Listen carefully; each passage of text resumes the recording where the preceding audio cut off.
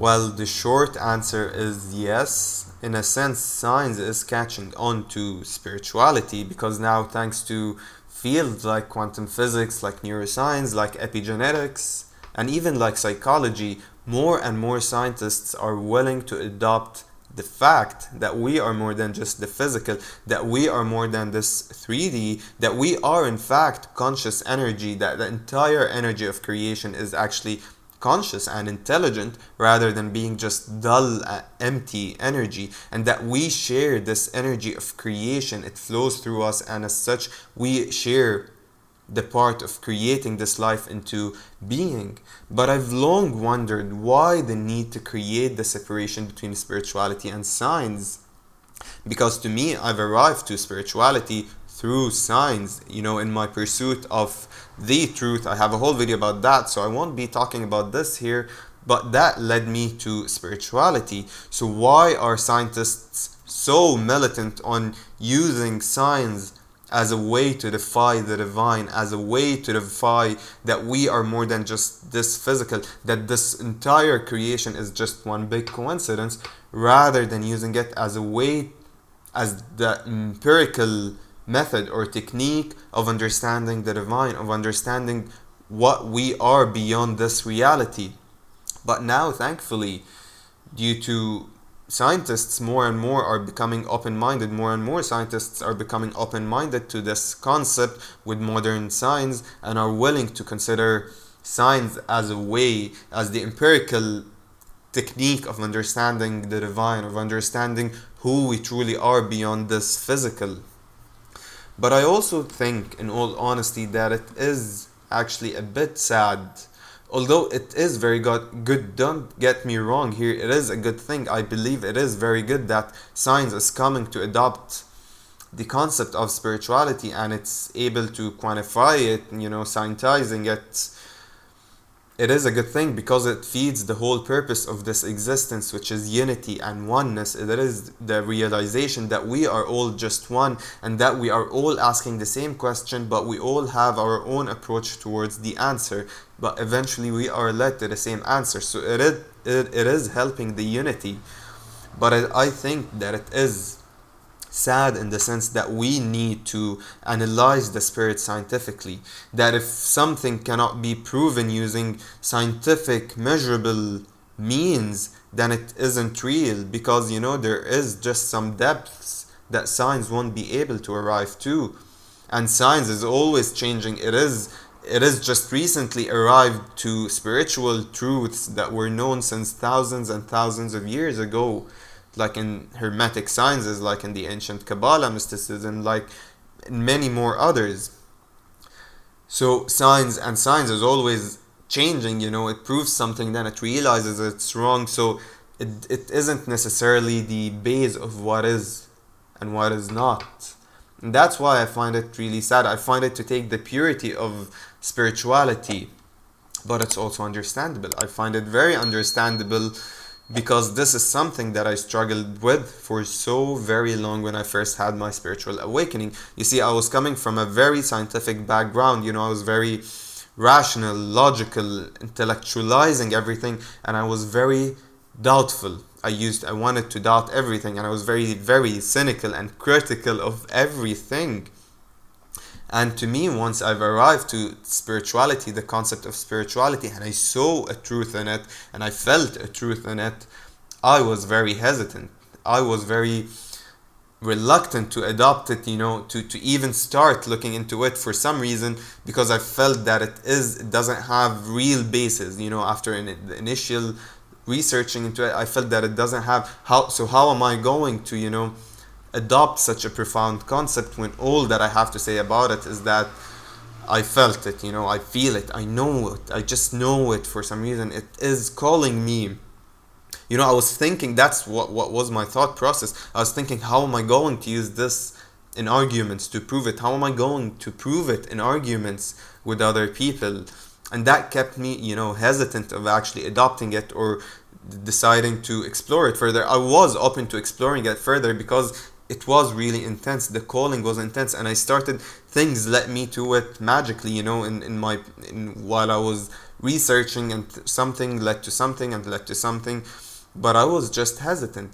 But nonetheless, it was coming at me from every direction. It was popping out. It started forcing itself on me in a sense. Like I had a close friend who suddenly just left everything behind. She had her spiritual awakening and she left her home country and she traveled to a new country with the intention of never coming back, to explore herself, because that country seemed more resourceful for her journey, so on and so forth. And I was in communication with her, and I just felt that the concept of spirituality was coming at me from every direction, so it could not be ignored. And around that time, I was studying engineering, and I've had my first internship in a huge international oil and gas company, and I just felt that something was off, that this perhaps is not what's necessarily meant for me, that the path isn't linear, that my path is not going to be linear. And I went on my first solo trip after that, in which I just felt called to it. It wasn't really my first solo trip. My first solo trip to a country that I haven't visited before, although that was, it was just for 1 week, and I knew that I was coming back and everything was going to be the same. So it did not really, this wasn't the trip that really changed me fundamentally, but it helped me put in perspective many aspects of myself that I did not see. It helped me look within, the antagony, for example, the unknown, being in the middle of the unknown, being in the middle of nothing familiar, all alone. It really puts you in that. It really is, that's the benefit, that's the power of being alone. But it's not just the absence of familiar people, it is the absence of everything familiar to you, from cultures to traditions to food to timings to your home to your city to your known everything. And that I spoke about this many times before. But nonetheless, I just, everything led me to spirituality eventually. And so I don't see the point in being very intense in causing the distinction and creating that separation between science and spirituality, because now science is actually catching on to spirituality. It is, through fields like quantum physics, which is now proving, it has proved a while ago that everything is energy, that no matter what it seems solid, it is actually vibrating, and that it shares the same energy. It shares the same energy with you as the stars, as the planets, as what's before even this universe has been created. The same energy from the Big Bang. If we look at it scientifically, it is shared between all of us. So it is the energy of creation, and that it is actually flowing through us. And now there is this dark energy, the concept of dark energy, dark matter, which is what space is mainly composed of. 70 or 90%, I'm not sure, of space is made up of dark energy, of dark matter. And they believe that this dark matter, this dark energy, is what's keeping everything together. It is what's holding this whole universe together. The stars and their circulations, and the planets and their circulation, everything is held together by whatever is in that dark matter or dark energy. But it's unidentified. No one knows what it is. Thousands of years ago, that's exactly was mentioned in the ancient Kabbalah mysticism. Hermetic sciences said, thousands of years ago, which stems from ancient Egypt and ancient Greece, that we are all energy, and that we all share the same energy, and something which they considered source or God is in the middle of everything. It is the source of everything, and it is what's keeping all of this energy together, so on and so forth. And even before that, or after that, in Hinduism and in other Eastern concepts, Eastern beliefs, it has been mentioned over and over, Eastern teachings. And now neuroscience is even showing, and even through quantum physics, it is showing that we are more than just the physical, that we do not create by forcing our way into things, that we can just tune into certain frequencies, and we have the thing that is aligned with that same frequencies, that whatever we vibrate on is whatever we experience in this life, which means that we create from beyond, that we create from an energetic field, that we are the energetic field, that it flows through us, and it is the same energy. Creation and the creator is not separate, it is just an illusion that's created for egoistic purposes. And so now it is, hundreds and hundreds of studies have proven, watch Dr. Joe Dispenza or read his work, watch his channel. There are thousands of testimonials, or listen to Dr. Bruce Lipton for epigenetics. I'll come to that in just a second. But with Dr. Joe Dispenza, there are hundreds of studies, one even in which people were able to grow muscles by just being that, by just visualizing a workout for 1 week, and they were able to increase their muscle mass by 15 or 14%, and just living it in their minds by accessing. They train them to access theta and delta brainwave states while they remain awake, and that's the meditative state, and they would visualize it, they would feel it, and they would let go of attachment to it, and they would just be it, and they would know it. And the more they did that, the more that it became a fact. And they even have all of those brain scans and brain measurements, and they would know who exactly would be able to, who's doing it right.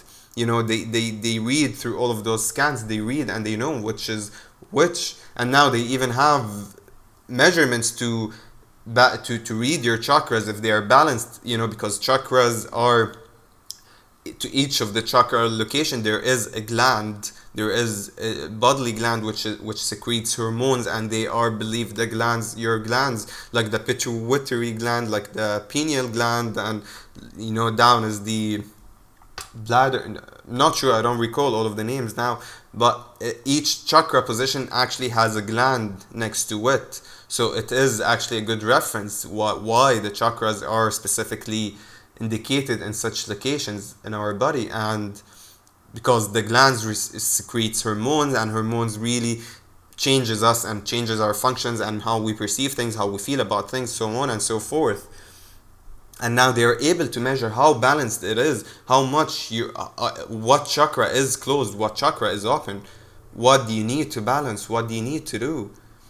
Furthermore, many others have healed from fatal diseases. Many others have suddenly started seeing, suddenly started walking when they were never walking before, able to walk before that, or they were not seeing. So it is healing by just tuning into the frequency of well-being, by just being it. And a very important thing is to letting go of attachment to the consequence, to the outcome. So not really being attached to it, but just the more you practice it, the more it's easy to let go of the attachment, because you feel it as if it is already there.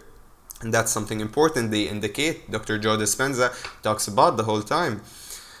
And many more others, people were able to create an external reality unmatched, completely different from where they were coming from, just by being it. In epigenetics, now they know that whatever you think, however you react to your external environment, however you feel, however you think about it, is actually transferred through your genes, and it affects you down to your cells, genes, and it's transferred to your children through your DNA, to your offsprings in your DNA. And that's ancestral trauma, and that's what ancestral healing is about. That's what healing generational traumas, generational patterns, and breaking through, shifting, from a reality into another, because it is passed down. Whatever is passed down in your genes, in the way you thought, the way you felt, the way something is made you feel, that goes and it impacts your children as well. And many more other fields, even in psychology, it's even in everywhere. Sciences are catching on to spirituality, and it's now coming to say that spirituality has scientific basis. Everything is vibrating, everything is energy. We are energy, we are a frequency, everything has a frequency. Tune into that frequency, and you become that thing. You have that thing, you become that person. Quantum physics in a nutshell. Neuroscience, the power of your mind, and how much just by you being something, and how much you're able to change lots and lots of your external reality by just your mind, through just your power. And that is telling you that we tap into a different source of energy. that creates, that allow, that we are not just this physical, empty shell of a biological shell, empty biological shell that has no real conscious creation, intelligent energy. And so that's why the separation is just unnecessary, to create a separation between science and spirituality. But more so, I don't think that we need to rely on science, that we have to break it down to bits and pieces. We have to break the spirit down to bits and pieces in order for it to make sense to us, because it takes the purity from it. And that perhaps we have to define, to me, spirituality is just, simply put, it is the understanding that we are more than this physical, and that perhaps we have the energy of creation flowing within us, through us, which means that we are able to use that energy into creating whatever experience we experience next in life, whatever situation we go through next in life. And to need to break it down using science, to need to analyze it through science, it just takes away from the fact that we are energy, that I just trust, that I'm just able. It is in a sense disconnecting you, disallowing you from truly tuning in into who you truly are by relying on external factors to prove it to you, but rather than just feeling it, rather than just being it and knowing it for a fact, through tuning into yourself and gradually remembering. The more you tune in, the more you quiet down the ego, the more you detach from your external, the more you start to feel it, the more it starts coming to you, and the more everything that you need to know, everything that you need externally for it to be proven to you, for it to propel you further towards your spiritual journey, is going to be attracted to you. And I hope you've learned something from today's video. That's all I wanted to share. Thank you so much for tuning into another video by AF's Conscious Frequency. Don't forget to like, because it helps the video find its way to many more others.